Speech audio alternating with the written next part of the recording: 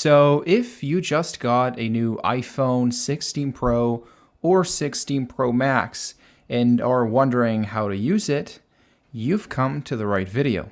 Today, I'm going to show you how to navigate the home screen, how to use and set up all of your icons and widgets. I'm also going to show you how to properly use the buttons on the exterior of the phone and many more things. As always, you will find timestamps for every specific chapter down below in the description. But anyways, that being said, let's begin with the basics. More specifically, the home screen. So when you open your phone up and unlock it, the first thing you see is your home screen. This is where you will find all of your app icons and all of your widgets, which are basically windows with information from a specific app. Now, if you swipe from the right to the left, you'll see that there's the option to create multiple homepage pages where you can store as many icons as you want. I think by default you have only two, so the main one and the secondary one with more icons, but you can create as many as you want, and it's very easy. The only thing you have to do is grab one specific icon, then tap and hold on that icon, move it a little bit to activate the wiggle mode, and then swipe that icon to the right.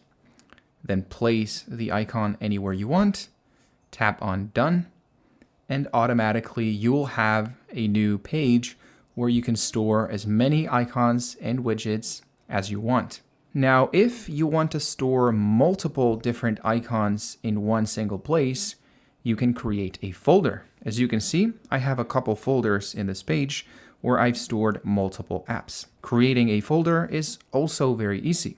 The only thing you have to do is tap and hold on an icon, move it a little bit to activate wiggle mode, and then carefully place it on top of another icon.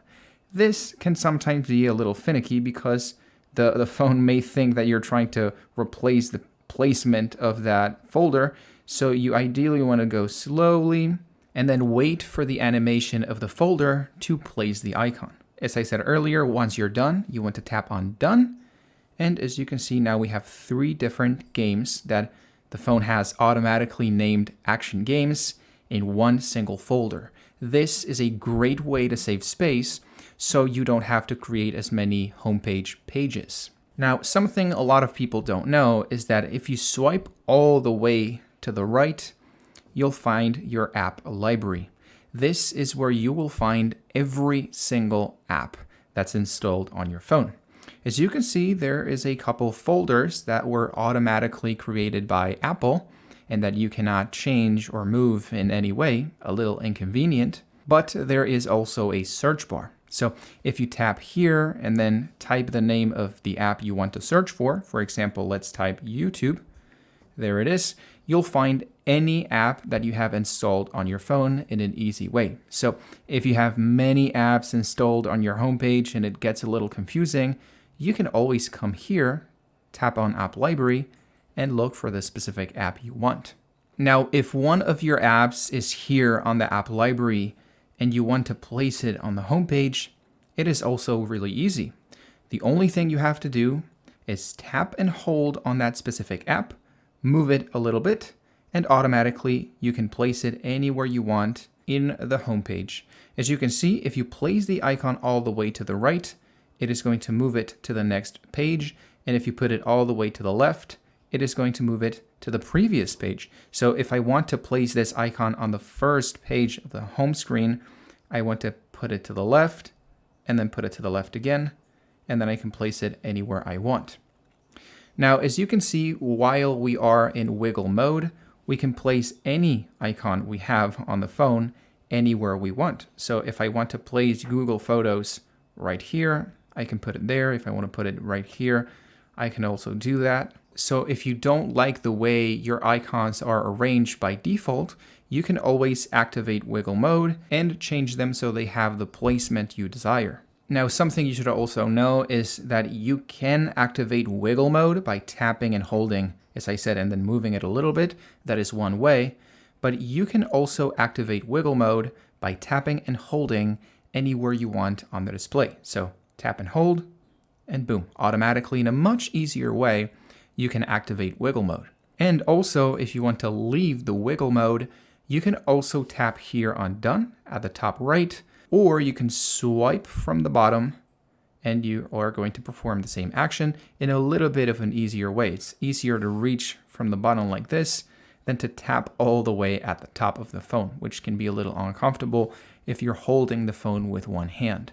Now, as I said earlier, the widgets are little windows that display information from a specific app. As you can see, the one that I have right here is a weather widget that displays information, like the name suggests, about the weather. But if I want to add a new widget to this page or any other page on my home screen, I would have to tap and hold to activate wiggle mode, then tap on edit, then tap on add widget, and I would access the widget page, which shows me, like the name suggests, all of the widgets that are available on my phone.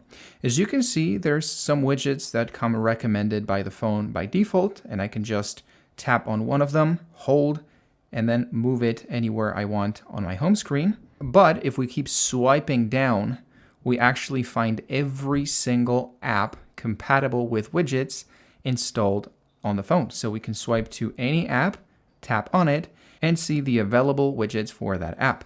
If we like one and we would like to place it on the home screen, we just have to tap here on Add Widget. Now, once your widget is installed on your home screen, the way that it works is actually pretty similar to the way an app icon works. So you can place it anywhere you want. You can move it into a different page by placing it all the way to the left or all the way to the right. And as I said, you can customize your home screen with widgets and icons as you please. But if you want to delete it because you don't like it, what you want to do is you want to tap on this little minus button at the top left and then tap on remove. Automatically, your widget will be removed, and same goes for apps. So if you want to remove an app, you want to tap here on the minus icon, and here you have a new option. You can delete the app, which will erase it from your phone completely, or you can remove it from your home screen. So it will disappear from the home screen, but as you can see, it will still be available. There it is. It will still be available on your app library, so you can tap on it, hold, and move it back to where it was before. There it is. Now, that said, let's talk a little bit about app navigation, meaning how to navigate the individual apps on your phone. As always, let's begin with the phone app, which is probably the most important you'll find. If you want to enter the app, you just have to tap it for a second, not hold it, just tap it like this, and you will enter the app. As you can see, the phone app is relatively simple. You'll find 4 different menus down below, which are your favorite contacts, which is the people you call most, so you can store them here so you can have easier access to call them in a faster way. You have your recent calls, which is going to display all of your calls you've had in the previous couple of days.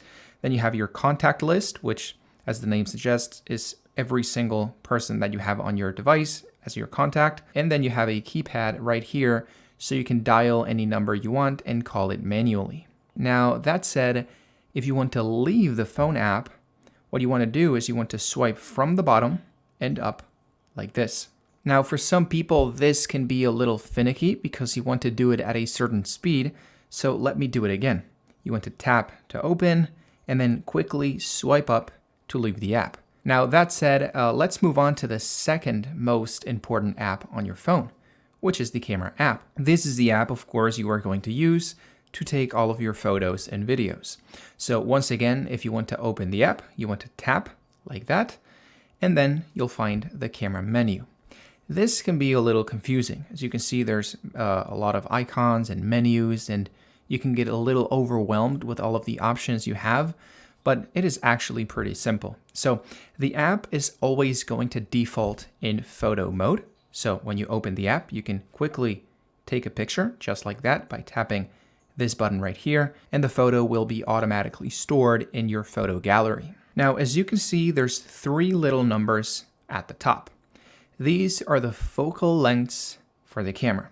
Pay close attention. So the smaller the number, the wider the focal length is going to be for your pictures. So if we tap on 0.5, it is going to be a very wide focal length. As you can see, we have taken a very wide angle picture. But if we tap on 1, there it is, we are going to take a more zoomed in photo.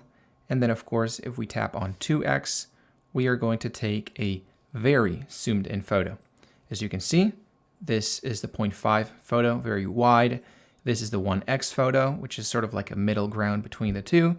And then this is the zoom, the 2x, which is more, zoomed in on the plant in this case. Now, of course, as you can see beyond photo, there's plenty other menus. We have portrait photos, spatial video and photos. We have panoramic, we have video, we have cinematic. There's a lot of menus, and this can get a little confusing. So what I suggest is if you're new to the iPhone and you're new to the camera app, you stick with the traditional photo and video, which are, as you can see, close together. So you can tap on video, tap on photo, like that. It's very easy. And the menus are pretty much identical on both. So as you can see for video, you can, it defaults on the 1x mode, which is, as I said, at the middle ground focal length. If you want to start recording, you want to tap here. And then if you want to stop recording, you can tap again. Automatically, that video will be stored in your photo gallery, just like the photos we've taken earlier. As you can see, we also have the menu for 0.5x, 1x, and 2x, which works exactly the same way as with photos. And something you should know is that the phone takes care of everything automatically. The exposure, the focus, the colors, so you don't have to worry about any of those things. If you want to capture a video, just tap here, and it will automatically start recording and adjusting all of the settings automatically so you can get a good looking video without having to maneuver, which of course makes things very easy. Now, something else you should know about the camera app is that you have rear cameras, as you can see on the back of the phone, but you also have a front-facing camera right here at the top. You can see it better right now on the home screen. It's located right here on the pill, on the dynamic island. Now, if you want to switch to that front-facing camera, you want to tap on this button right here at the bottom right of the phone. You tap it once, and automatically, as you can see, you are going to flip to the front-facing camera. If you want to switch back to the rear cameras, you want to tap again, and automatically, the rear cameras are going to be back in action. Now, much like with the phone app, if you want to leave the camera app, you want to quickly swipe from the bottom of the phone. Now, another very important app you'll find on your phone is the Messages app. This is the app you'll most likely use to communicate with your family members and your friends. If you want to open it, you just have to, as we've seen with the other apps, tap on it for a second.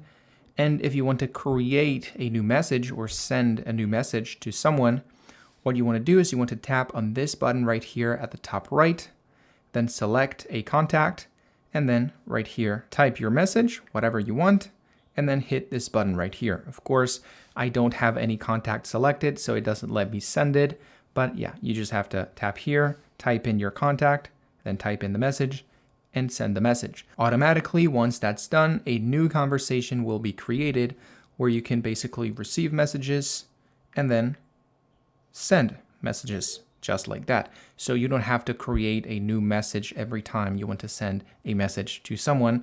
Once you do it, there is going to be a conversation with all of your stored messages you can access so you can keep talking to that person. Once again, if you want to leave the Messages app, you want to quickly swipe from the bottom of the phone. Now, that said, there is another very important app you need to know how to use properly on your new iPhone, which is the browser. Every time you want to search for something on the internet, you have to access your browser. And in this case, the browser on the iPhone is this app right here, the blue and white one called Safari. So much like with the other apps, you just want to tap on it for a second. It is going to open it up. And as you can see, at first glance, it can be a little bit confusing. There's all these favorite websites already stored there by default. You have all of these different reading lists. It can be a little confusing. If you just want to search for something specifically, which is most likely what you want to do on your browser, you want to tap here on the search bar at the bottom, and then type in whatever you want. So for example, I'm going to type in dogs. There it is. And then you want to type in on Go if you want to search, or you can take a look at the suggested search results just in case you find something more interesting. But in this case, I just want to type in dogs. So I'm going to then tap on Go. And as you can see, automatically I get the classic Google search for the word dog. So we can get some information, we can get some websites. As you can see, Wikipedia, we can tap there and access as much information about dogs as we want. But of course, this is when things get a little problematic or complicated, because I am in the Wikipedia page for dogs. How do I get back to the Google page, the main page? There is no buttons on the phone. There's no clear indications. Well, it's actually pretty simple. What you want to do is you want to swipe from the left side of the phone like this to the right, and automatically you're back on the previous page. Now, if you want to go back to the Wikipedia page on dogs, you can of course tap on the search result again and access the website, but you can also swipe from the right side of the phone to the left, so the opposite movement, and go back to the Wikipedia page. This is really convenient, so you can swipe back and forward in a very simple and convenient way if you master, so to say, these movements. Of course, they are not super complicated, but let me say it once again. You want to slowly and calmly rest your finger on the left or right side and then calmly swipe. Once you want to leave, of course, the browser, you just want to swipe from the bottom, as we've done with every other app, and you are back in your home screen. Now, probably the most important app on your phone is this one right here, the Settings app. Every control and tweak and adjustment you want to do to your device is going to be done in this app right here. So there's a couple things you should know so you can properly use your new iPhone, and also so you can get it to work as expected. So let's tap on the Settings app. As you can see, it is a little too complex. There's many menus and options, and it's a little overwhelming. But what you should know is that most of these things are not meant to be tinkered with. So most of these menus and submenus, you're not going to need to enter or use in any way. What you want to know is there is three specific menus you want to learn and properly know how to use, so you can fix most of the potential issues you may have on your device, and so you can learn how to customize it the right way. Now, these three menus are first, the connectivity settings, which is this group of settings right here. Then you want to know how to use the action button, which we'll take a look at later. And then you want to be able to control and change your display settings. So that said, let's begin with the connectivity settings. As you can see, you have your airplane mode at the top. This is pretty straightforward.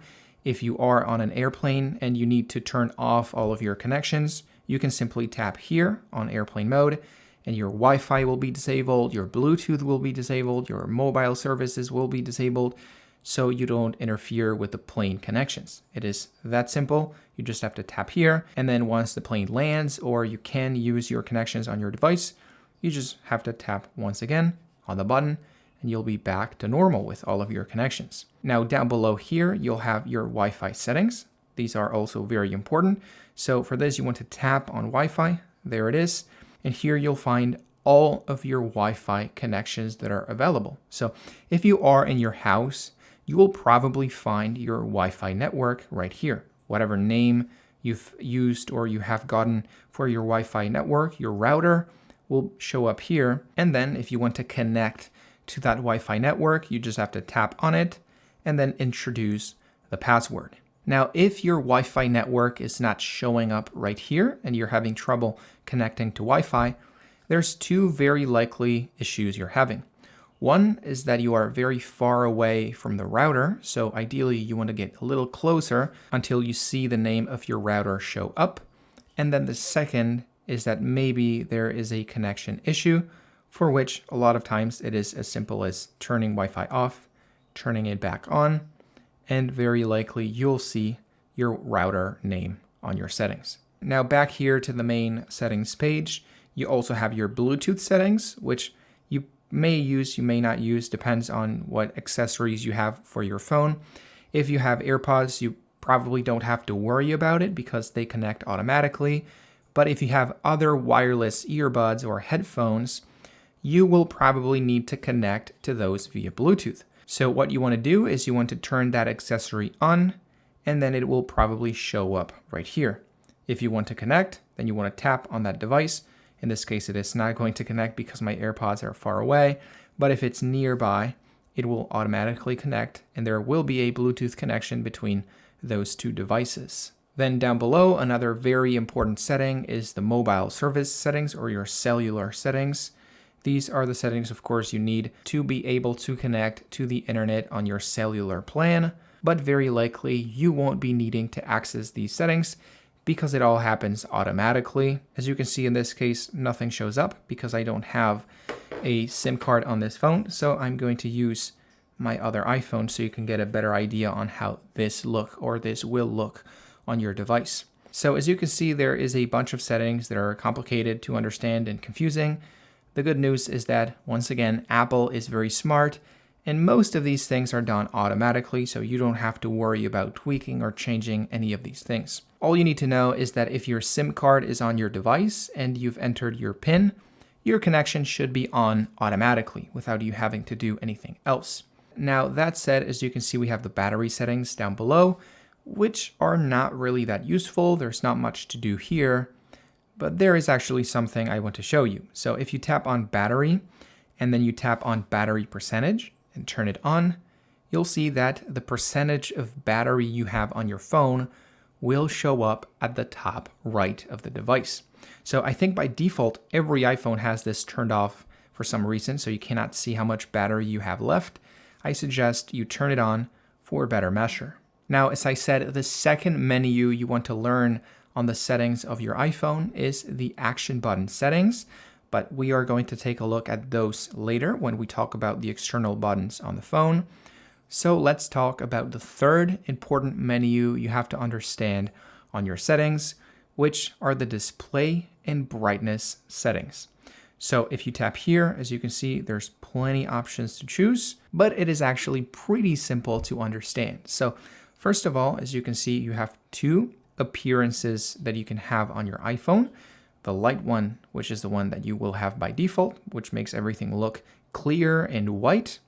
And then you have the dark theme, which is going to make everything look dark, black, or more obscure, so to say, which, it's a matter of personal preference. This one is a little bit more comfortable to the eye at night, but I believe the light one looks a little nicer, looks a little bit more uplifting, so to say. But once again, it is a matter of personal preference. Now down below here, you will find a text size menu. If you tap on it, you will be able to choose, like the name suggests, the size of the text on your phone.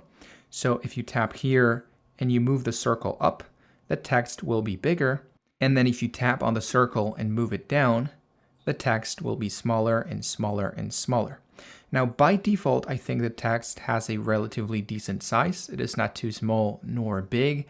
But if you're having trouble reading some text that's maybe too small on your device, you can move it up 1 or 2 notches, which, as you can see, is going to make the text bigger and more visible.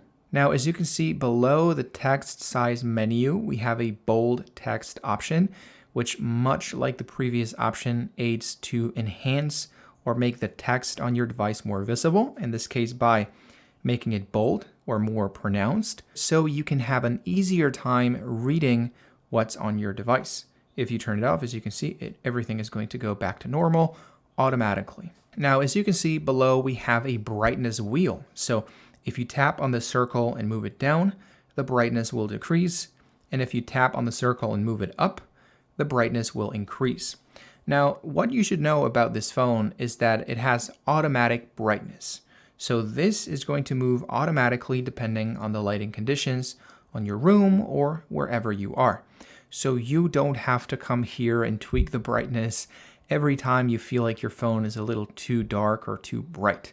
Automatically, the phone is going to do that for you, which is great. As you can see below, we have a True Tone menu, which basically helps change the colors on your display, or more specifically, the warmth of the display, adjusting it to the lighting conditions on your environment so it looks a little easier on the eye. As you can see, if I turn it off, it is going to look noticeably colder, almost like if there was a blue tint to the display. But if I turn it on, it is going to adjust to the lighting conditions on my room, making everything a little bit warmer, which is also easier to the eye. Now, the last setting you need to change on the display and brightness menu is this one, auto lock, because as you can see, if you tap on it, you'll find it set at around a minute or 2 minutes by default. But as you can see, mine is set at never, which is what I suggest you do. So the way this works is the time you set on the auto lock menu is the time of inactivity is going to take for the phone to automatically lock itself. So if you have it set at 30 seconds and you leave your phone on the desk for 30 seconds without touching it or using it in any way, the display is automatically going to turn off. If you set it at 2 minutes, it will take 2 minutes of inactivity for the display to automatically lock. And if you set it at never, it will never automatically lock.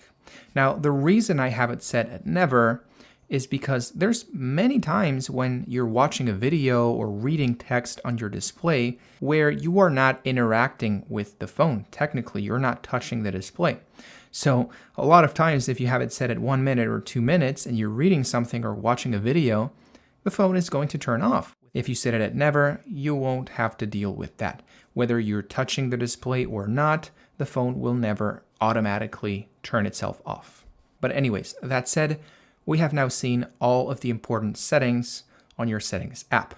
But there's one more thing I want you to learn, and it's how to navigate through the settings. So as you can see, Apple has made this a little easy with a back button right here.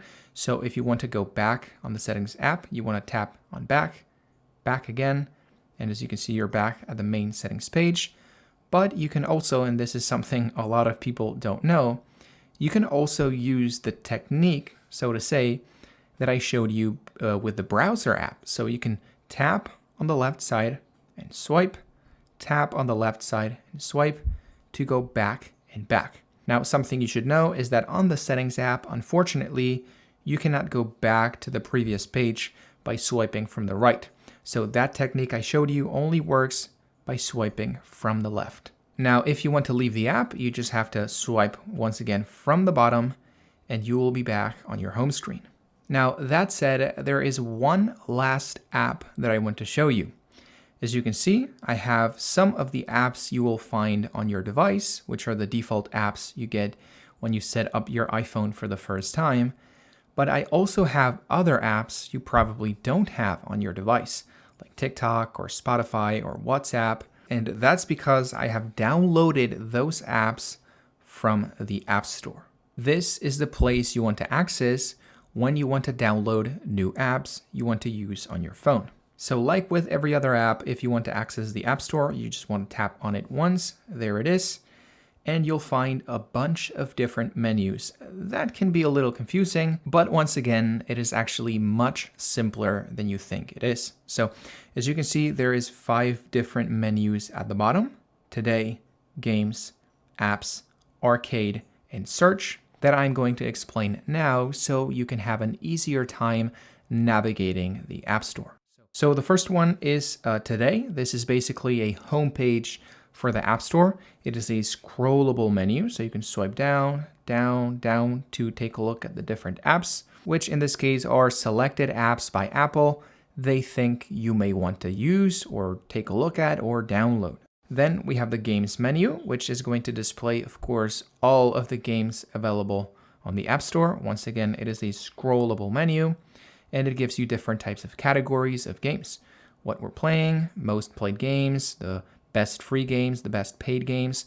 So you can take a look. If you want to enter, of course, a chart, you want to tap right here, and you'll see a full list of the top paid games in this case. Then, as you can see, we have an apps menu, which is basically the same as with games, but with apps. So it's a scrollable menu. You'll find different categories of apps, the best free apps, the best paid apps. You can, once again, take a look at the full list so you can see what's interesting, what's not interesting.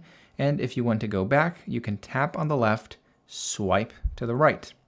Now, something you need to know is if you want to download one of these apps, you will have to tap on the Get button, and automatically you'll be greeted, here it is, with your Apple account password request. You need to enter for security measures, of course, the password you have on your Apple ID or Apple account every time you want to download a new app. Now, if you see this icon right here, the iCloud icon, is because the app had already been installed in another device that was connected to your Apple account. So in that case, you won't have to enter your Apple ID password. So in this case, ChatGPT has already been downloaded with another phone with my account. So I just have to tap on it once, and there it is. It will automatically show up on my home screen and start downloading. In a couple seconds, your apps will be fully downloaded and ready to enter. It is that simple.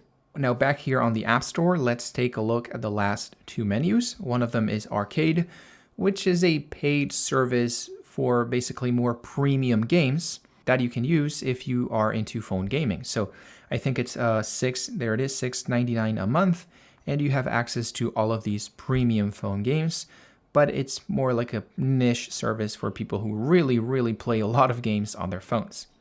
Last but not least, this is the search bar, which is going to be your best friend in the App Store, because if you tap on the bar right here at the top, you will be able to type any app you want and it will display that app on the App Store. So let's type in YouTube, for example. There it is. As you can see, there's suggested results, so you don't have to fully type in the word most of the time, YouTube.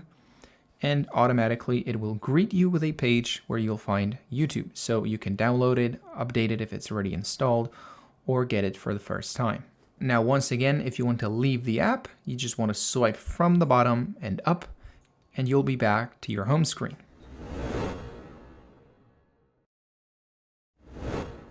Now, that said, let's take a look at the buttons on the iPhone 16 Pro, because there's a couple buttons and their functionality can be a little confusing. So first of all, we have the volume buttons, the easiest to understand. You tap on the one at the top and the volume increases. You tap on the one at the bottom and the volume decreases. Then we have this one right here. This is the action button, and it can actually perform a range of different things. So as you can see, by default, I have it set to toggle the flashlight. So if I tap and hold on the button, it is going to turn on the flashlight. If I tap and hold on it again, it's going to turn it off. But you can actually customize it to do almost anything you want. To do that, you have to come back to the settings, then swipe back to the main menu if you were not on the main menu, and then tap on Action button. As I said, we were going to take a look at these submenu later. It is now time to customize the Action button. As you can see, it's set to toggle the torch or flash, so that's what you saw earlier, but there's more things you can do. So if you swipe from the left to the right, you can use it to open the camera, either in photo or selfie or video, portrait, anything you want. So if it's selected video and then I tap and hold, it is going to open the camera, but in video mode. If I go back to this menu and tap photo, then tap and hold on the Action button, it's going to take me to the camera, but on photo mode. Now, another very useful functionality is the silent mode. So if you tap and hold, the phone is automatically going to become silent, so it's not going to make any noises. And then if you tap and hold again, it is going to go back to normal, being able to make noises and sounds. Now, there's plenty other options. As you can see, you can tap and hold to record a voice memo, to record or capture a song, to translate any text to any language. You can even add a specific control.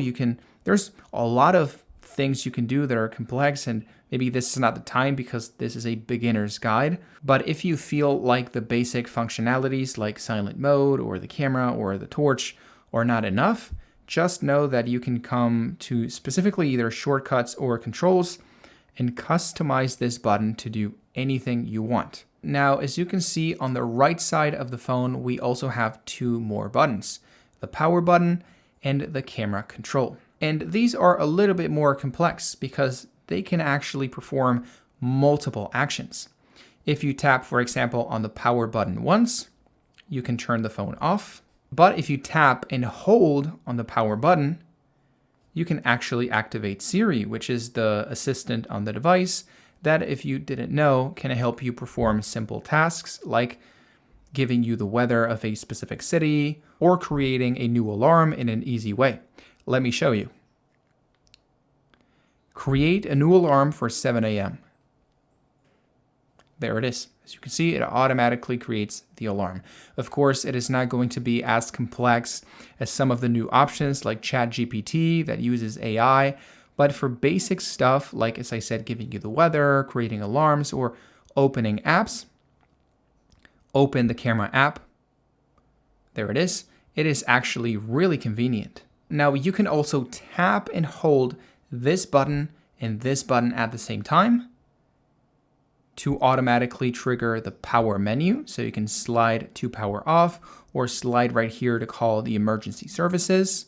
Or you can tap this button and this button, the volume up button, at the same time to take a screen capture of anything that's on your display. So if you tap this button and this button, you will be able to create a screen capture that will automatically be saved on your photos. Now, last but not least, we have the camera control button, which is, by the way, new to the iPhone 16 and 16 Pro.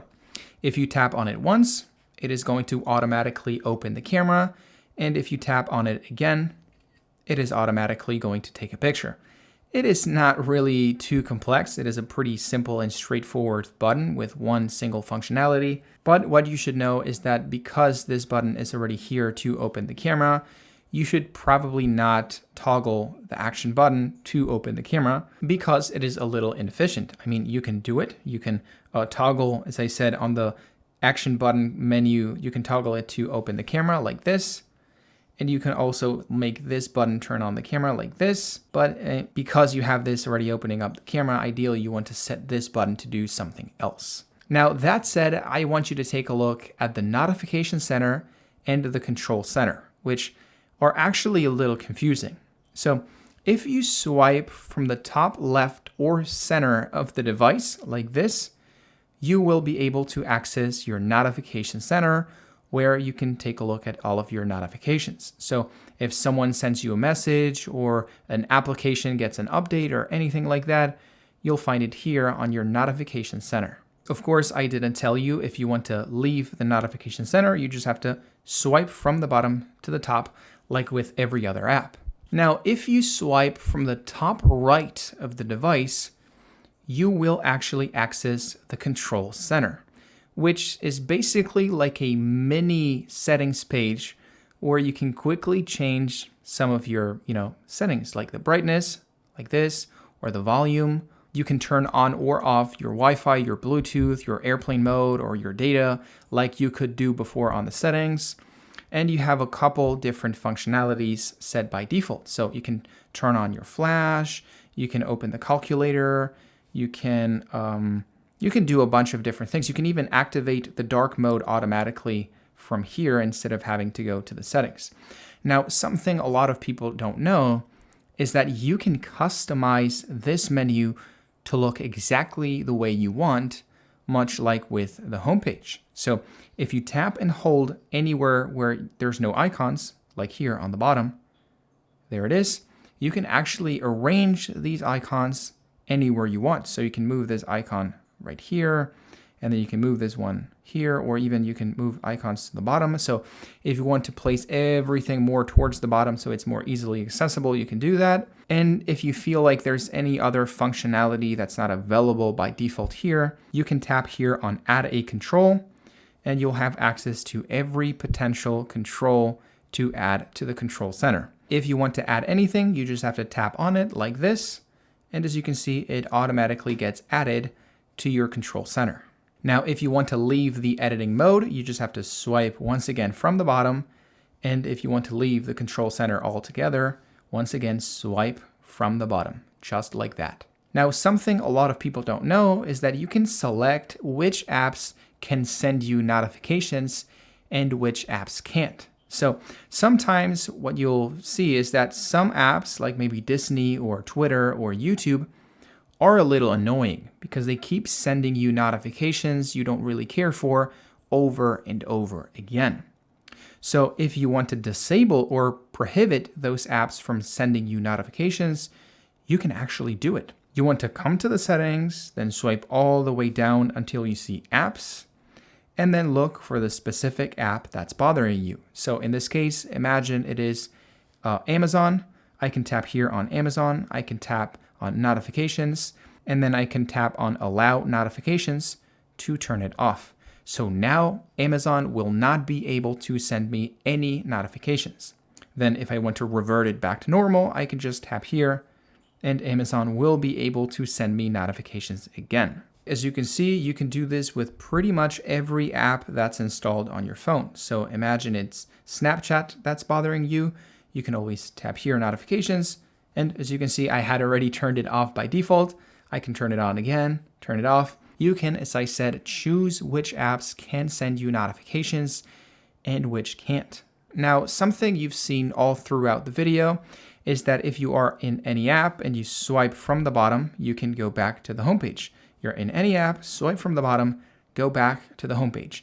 It is almost the ultimate way to go back to the homepage. Anywhere you are, swipe from the bottom, you'll be back on the homepage. Now, something you probably didn't know is that if you swipe from the bottom, but you don't lift up your finger, so you do this and leave the finger tapping the display, you can actually access your multitasking menu, which is where you will find every app that's already opened on your device. So imagine you are in Safari and you want to go to the settings and you know you were using the settings before. Instead of swiping to go back to the homepage and then tapping on the settings, you can actually, back here on the browser, swipe and hold and then tap on the settings, which can be a little bit faster. Now that said, I hope you enjoyed the video. If that's the case, please hit the like button. And if you have any question or you feel like I should have talked about something else about the device, please tell me in the comments. Now that said, I hope you have an amazing day.